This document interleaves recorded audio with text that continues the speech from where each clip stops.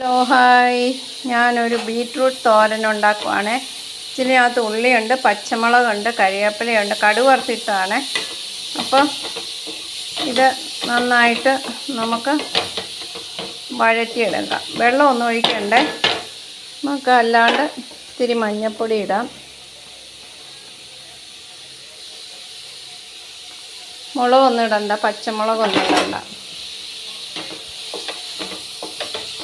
എല്ലാവരും ബീറ്റ്റൂട്ട് കിച്ചടി ഉണ്ടാക്കും, ബീറ്റ്റൂട്ട് തോരൻ ഉണ്ടാക്കും, ബീറ്റ്റൂട്ട് മെഴുക്കുവരട്ടി ഉണ്ടാക്കും. അങ്ങനെ നല്ല നല്ല കാര്യങ്ങളുണ്ടാക്കും. ബീറ്റ്റൂട്ട് നല്ലതാണ്, ബി ആണ്, വൈറ്റമിൻ ബി ആണ്. അത് നല്ലതാണ്. ബീറ്റ്റൂട്ട് കഴിച്ചാൽ ബ്ലഡ് ഉണ്ടാകും.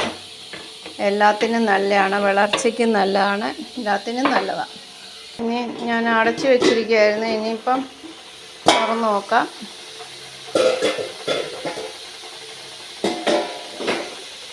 അതിനകത്ത് നമുക്ക് ഇച്ചിരി ഉപ്പിടാം, പിന്നെ ഇച്ചിരി ജീരകപ്പൊടി ഇടാം. വെളുത്തുള്ളി ഇടത്തില്ല, ഞാൻ ഉള്ളി ഇടുന്നതുകൊണ്ട് വെളുത്തുള്ളി ഇടേണ്ട ആവശ്യമില്ല. വെളുത്തുള്ളി വേണ്ടിയവർക്കിടാം.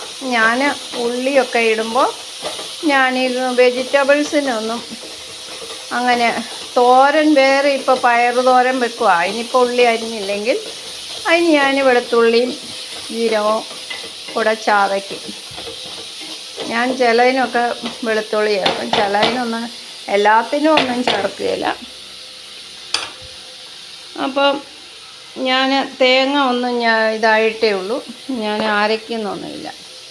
എല്ലാം പെട്ടെന്നാണ്, എനിക്ക് വേറെ ജോലികളുണ്ട്. അപ്പോൾ പിന്നെ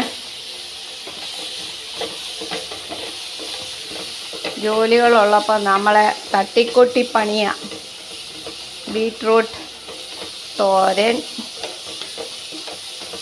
നല്ല ടേസ്റ്റുള്ളതാണ്. വേവാൻ ഒരു ശകലവും വെള്ളം ഒഴിക്കണ്ട. നോക്കട്ടെ ഉപ്പുണ്ടോയെന്ന്. എല്ലാം ഉണ്ട്. ഇനി അതൊന്ന് സിമ്മിൽ കിടന്ന് വേവട്ടെ. എല്ലാം വെച്ച് വന്നപ്പോൾ കുറച്ചേ ഉള്ളൂ. അപ്പോൾ എൻ്റെ ബീറ്റ്റൂട്ട് തോരൻ എങ്ങനെയുണ്ട്? എല്ലാവർക്കും ഇഷ്ടപ്പെട്ടല്ലോ. ലൈക്ക് ചെയ്യുക, ഷെയർ ചെയ്യുക, സബ്സ്ക്രൈബ് ചെയ്യുക. Okay, bye. ഹാപ്പി ഓണം.